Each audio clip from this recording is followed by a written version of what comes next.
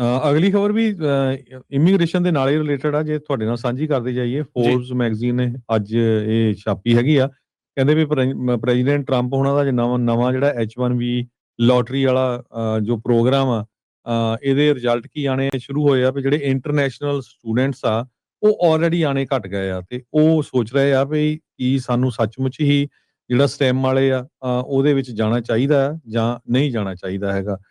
So department of homeland security ਨੇ ਜਿਹੜਾ project ਕੀਤਾ ਸੀ, ਜਿਹੜਾ ਨਵਾਂ ਮਾਡਲ ਆ ਉਹਦੇ ਵਿੱਚ ਕਹਿੰਦੇ ਭਈ ਬਹੁਤ ਘੱਟ ਐਪਲੀਕੇਸ਼ਨ ਆਉਣਗੀਆਂ। ਸੋ ਆਈਆਂ ਵੀ ਬਹੁਤ ਘੱਟ। ਆਪਾਂ ਉਦਣ ਅਟਾਰਨੀ ਜੇ ਤਰੀਕੇ ਨਾਲ ਉਹਨਾਂ ਨੇ ਦੱਸਿਆ ਵੀ ਸੀ ਵੀ 85 ਦੇ ਕਰੀਬ ਜਿਹੜੇ ਆ ਉਹ $100,000 ਜਿਹੜੀ ਫੀਸ ਵਾਲੇ ਆ ਉਹ ਆਏ ਆ। ਬਾਕੀ ਜਿਹੜੇ ਇੱਥੇ ਵਾਲੇ ਸੀ ਉਹਨਾਂ ਨੂੰ ਜਿਹੜਾ ਹਾਇਰ ਕੀਤਾ ਗਿਆ ਹੈਗਾ ਆ। ਸੋ ਉਹਦੇ ਨਾਲ ਹੁਣ ਯੂਨੀਵਰਸਿਟੀਜ਼ ਦੇ ਵਿੱਚ ਜਿਹੜੇ ਸਟੂਡੈਂਟਸ ਆ, ਖਾਸ ਕਰਕੇ ਅਮਰੀਕਨ ਯੂਨੀਵਰਸਿਟੀਜ਼ ਦੇ ਵਿੱਚ ਉਹ ਘਟ ਗਏ ਆ, ਕਿਉਂਕਿ ਉਹ ਸਾਰੇ ਜਿਹੜੇ ਸਟੂਡੈਂਟਸ ਆ ਉਹ ਡਰ ਰਹੇ ਆ ਵੀ ਜੇ ਅਸੀਂ ਜਾਊਂਗੇ ਉੱਥੇ ਗ੍ਰੈਜੂਏਟ ਹੋਵਾਂਗੇ ਤੇ ਸਾਨੂੰ ਜਿਹੜੀ ਜੌਬ ਆ ਉਹ ਨਾ ਮਿਲੀ ਤੇ ਮੁੜ ਕੇ ਸਾਨੂੰ ਵਾਪਸ ਜਿਹੜਾ ਆਪਣੇ ਮੁਲਕ ਜਾਣਾ ਪੈਣਾ। ਰੂਲ ਤਾਂ ਇਹੀ ਆ ਵੀ ਜੇ ਤੁਸੀਂ ਪੜ੍ਹਨ ਆਨੇ ਆ, ਪਰ ਲੋਕਾਂ ਸਾਰਿਆਂ ਦਾ ਇਹੀ ਹੁੰਦਾ ਆ ਵੀ ਚਲੋ ਜੇ ਉੱਥੇ ਆਪਾਂ ਮਾਸਟਰ ਜਾਂ PhD ਜਾਂ ਕੋਈ ਇਦਾਂ ਦੀ ਡਿਗਰੀ ਕਰਾਂਗੇ ਤੇ ਫਿਰ ਉੱਥੇ ਅਸੀਂ ਸਰਵਿਸ ਦੇ ਸਕਦੇ, ਸਾਨੂੰ ਜੌਬ ਵੀ ਮਿਲ ਜੂਗੀ ਤੇ ਉੱਥੇ ਦੀ ਜਿਹੜੀ ਸਾਨੂੰ ਰੈਜ਼ੀਡੈਂਸੀ ਵੀ ਮਿਲ ਜੂਗੀ। ਸੋ ਕਾਰਨ ਇਹੀ ਹੁੰਦਾ, ਇਸੇ ਕਰਕੇ ਜਿਹੜੀ ਫੋਰਨ ਸਟੂਡੈਂਟਸ ਆ ਉਹਨਾਂ ਦੀ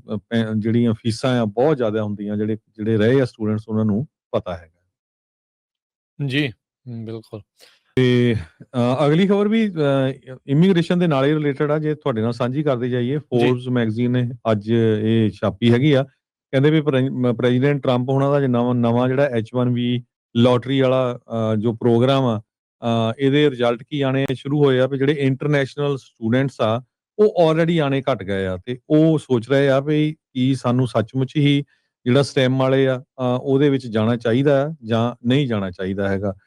ਸੋ ਡਿਪਾਰਟਮੈਂਟ ਆਫ ਹੋਮਲੈਂਡ ਸਿਕਿਉਰਿਟੀ ਨੇ ਜਿਹੜਾ ਪ੍ਰੋਜੈਕਟ ਕੀਤਾ ਸੀ, ਜਿਹੜਾ ਨਵਾਂ ਮਾਡਲ ਆ ਉਹਦੇ ਵਿੱਚ ਕਹਿੰਦੇ ਭਈ ਬਹੁਤ ਘੱਟ ਐਪਲੀਕੇਸ਼ਨ ਆਉਣਗੀਆਂ। ਸੋ ਆਈਆਂ ਵੀ ਬਹੁਤ ਘੱਟ। ਆਪਾਂ ਉਦਣ ਅਟਾਰਨੀ ਜੇ ਤਰੀਕੇ ਨਾਲ ਉਹਨਾਂ ਨੇ ਦੱਸਿਆ ਵੀ ਸੀ ਵੀ 85 ਦੇ ਕਰੀਬ ਜਿਹੜੇ ਆ ਉਹ $100,000 ਜਿਹੜੀ ਫੀਸ ਵਾਲੇ ਆ ਉਹ ਆਏ ਆ। ਬਾਕੀ ਜਿਹੜੇ ਇੱਥੇ ਵਾਲੇ ਸੀ ਉਹਨਾਂ ਨੂੰ ਜਿਹੜਾ ਹਾਇਰ ਕੀਤਾ ਗਿਆ ਹੈਗਾ ਆ। ਸੋ ਉਹਦੇ ਨਾਲ ਹੁਣ ਯੂਨੀਵਰਸਿਟੀਜ਼ ਦੇ ਵਿੱਚ ਜਿਹੜੇ ਸਟੂਡੈਂਟਸ ਆ, ਖਾਸ ਕਰਕੇ ਅਮਰੀਕਨ ਯੂਨੀਵਰਸਿਟੀਜ਼ ਦੇ ਵਿੱਚ ਉਹ ਘਟ ਗਏ ਆ, ਕਿਉਂਕਿ ਉਹ ਸਾਰੇ ਜਿਹੜੇ ਸਟੂਡੈਂਟਸ ਆ ਉਹ ਡਰ ਰਹੇ ਆ ਵੀ ਜੇ ਅਸੀਂ ਜਾਊਂਗੇ ਉੱਥੇ ਗ੍ਰੈਜੂਏਟ ਹੋਵਾਂਗੇ ਤੇ ਸਾਨੂੰ ਜਿਹੜੀ ਜੌਬ ਆ ਉਹ ਨਾ ਮਿਲੀ ਤੇ ਮੁੜ ਕੇ ਸਾਨੂੰ ਵਾਪਸ ਜਿਹੜਾ ਆਪਣੇ ਮੁਲਕ ਜਾਣਾ ਪੈਣਾ। ਰੂਲ ਤਾਂ ਇਹੀ ਆ ਵੀ ਜੇ ਤੁਸੀਂ ਪੜ੍ਹਨ ਆਨੇ ਆ, ਪਰ ਲੋਕਾਂ ਸਾਰਿਆਂ ਦਾ ਇਹੀ ਹੁੰਦਾ ਆ ਵੀ ਚਲੋ ਜੇ ਉੱਥੇ ਆਪਾਂ ਮਾਸਟਰ ਜਾਂ PhD ਜਾਂ ਕੋਈ ਇਦਾਂ ਦੀ ਡਿਗਰੀ ਕਰਾਂਗੇ ਤੇ ਫਿਰ ਉੱਥੇ ਅਸੀਂ ਸਰਵਿਸ ਦੇ ਸਕਦੇ, ਸਾਨੂੰ ਜੌਬ ਵੀ ਮਿਲ ਜੂਗੀ ਤੇ ਉੱਥੇ ਦੀ ਜਿਹੜੀ ਸਾਨੂੰ ਰੈਜ਼ੀਡੈਂਸੀ ਵੀ ਮਿਲ ਜੂਗੀ। ਸੋ ਕਾਰਨ ਇਹੀ ਹੁੰਦਾ, ਇਸੇ ਕਰਕੇ ਜਿਹੜੀ ਫੋਰਨ ਸਟੂਡੈਂਟਸ ਆ ਉਹਨਾਂ ਦੀ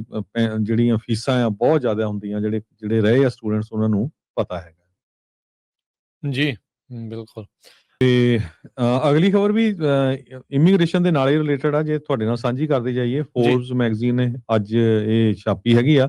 ਕਹਿੰਦੇ ਵੀ ਪ੍ਰੈਜ਼ੀਡੈਂਟ ਟਰੰਪ ਹੋਣਾ ਦਾ ਨਵਾਂ ਨਵਾਂ ਜਿਹੜਾ H1B ਲੋਟਰੀ ਵਾਲਾ ਜੋ ਪ੍ਰੋਗਰਾਮ ਆ, ਇਹਦੇ ਰਿਜ਼ਲਟ ਕੀ ਆਣੇ ਸ਼ੁਰੂ ਹੋਏ ਆ ਵੀ ਜਿਹੜੇ ਇੰਟਰਨੈਸ਼ਨਲ ਸਟੂਡੈਂਟਸ ਆ ਉਹ ਆਲਰੇਡੀ ਆਣੇ ਘਟ ਗਏ ਆ, ਤੇ ਉਹ ਸੋਚ ਰਹੇ ਆ ਵੀ ਕੀ ਸਾਨੂੰ ਸੱਚਮੁੱਚ ਹੀ ਜਿਹੜਾ ਸਟੈਮ ਵਾਲੇ ਆ ਉਹਦੇ ਵਿੱਚ ਜਾਣਾ ਚਾਹੀਦਾ ਜਾਂ ਨਹੀਂ ਜਾਣਾ ਚਾਹੀਦਾ ਹੈਗਾ। ਸੋ ਡਿਪਾਰਟਮੈਂਟ ਆਫ ਹੋਮਲੈਂਡ ਸਿਕਿਉਰਿਟੀ ਨੇ ਜਿਹੜਾ ਪ੍ਰੋਜੈਕਟ ਕੀਤਾ ਸੀ, ਜਿਹੜਾ ਨਵਾਂ ਮਾਡਲ ਆ ਉਹਦੇ ਵਿੱਚ ਕਹਿੰਦੇ ਭਈ ਬਹੁਤ ਘੱਟ ਐਪਲੀਕੇਸ਼ਨ ਆਉਣਗੀਆਂ। ਸੋ ਆਈਆਂ ਵੀ ਬਹੁਤ ਘੱਟ। ਆਪਾਂ ਉਦਣ ਅਟਾਰਨੀ ਜੇ ਤਰੀਕੇ ਨਾਲ ਉਹਨਾਂ ਨੇ ਦੱਸਿਆ ਵੀ ਸੀ ਵੀ 85 ਦੇ ਕਰੀਬ ਜਿਹੜੇ ਆ ਉਹ $100,000 ਜਿਹੜੀ ਫੀਸ ਵਾਲੇ ਆ ਉਹ ਆਏ ਆ। ਬਾਕੀ ਜਿਹੜੇ ਇੱਥੇ ਵਾਲੇ ਸੀ ਉਹਨਾਂ ਨੂੰ ਜਿਹੜਾ ਹਾਇਰ ਕੀਤਾ ਗਿਆ ਹੈਗਾ ਆ। ਸੋ ਉਹਦੇ ਨਾਲ ਹੁਣ ਯੂਨੀਵਰਸਿਟੀਜ਼ ਦੇ ਵਿੱਚ ਜਿਹੜੇ ਸਟੂਡੈਂਟਸ ਆ, ਖਾਸ ਕਰਕੇ ਅਮਰੀਕਨ ਯੂਨੀਵਰਸਿਟੀਜ਼ ਦੇ ਵਿੱਚ ਉਹ ਘਟ ਗਏ ਆ, ਕਿਉਂਕਿ ਉਹ ਸਾਰੇ ਜਿਹੜੇ ਸਟੂਡੈਂਟਸ ਆ ਉਹ ਡਰ ਰਹੇ ਆ ਵੀ ਜੇ ਅਸੀਂ ਜਾਊਂਗੇ ਉੱਥੇ ਗ੍ਰੈਜੂਏਟ ਹੋਵਾਂਗੇ ਤੇ ਸਾਨੂੰ ਜਿਹੜੀ ਜੌਬ ਆ ਉਹ ਨਾ ਮਿਲੀ ਤੇ ਮੁੜ ਕੇ ਸਾਨੂੰ ਵਾਪਸ ਜਿਹੜਾ ਆਪਣੇ ਮੁਲਕ ਜਾਣਾ ਪੈਣਾ। ਰੂਲ ਤਾਂ ਇਹੀ ਆ ਵੀ ਜੇ ਤੁਸੀਂ ਪੜ੍ਹਨ ਆਨੇ ਆ, ਪਰ ਲੋਕਾਂ ਸਾਰਿਆਂ ਦਾ ਇਹੀ ਹੁੰਦਾ ਆ ਵੀ ਚਲੋ ਜੇ ਉੱਥੇ ਆਪਾਂ ਮਾਸਟਰ ਜਾਂ PhD ਜਾਂ ਕੋਈ ਇਦਾਂ ਦੀ ਡਿਗਰੀ ਕਰਾਂਗੇ ਤੇ ਫਿਰ ਉੱਥੇ ਅਸੀਂ ਸਰਵਿਸ ਦੇ ਸਕਦੇ, ਸਾਨੂੰ ਜੌਬ ਵੀ ਮਿਲ ਜੂਗੀ ਤੇ ਉੱਥੇ ਦੀ ਜਿਹੜੀ ਸਾਨੂੰ ਰੈਜ਼ੀਡੈਂਸੀ ਵੀ ਮਿਲ ਜੂਗੀ। ਸੋ ਕਾਰਨ ਇਹੀ ਹੁੰਦਾ, ਇਸੇ ਕਰਕੇ ਜਿਹੜੀ ਫੋਰਨ ਸਟੂਡੈਂਟਸ ਆ ਉਹਨਾਂ ਦੀ ਜਿਹੜੀਆਂ ਫੀਸਾਂ ਆ ਬਹੁਤ ਜ਼ਿਆਦਾ ਹੁੰਦੀਆਂ। ਜਿਹੜੇ ਜਿਹੜੇ ਰਹੇ ਆ ਸਟੂਡੈਂਟਸ ਉਹਨਾਂ ਨੂੰ ਪਤਾ ਹੈਗਾ। ਜੀ, ਬਿਲਕੁਲ।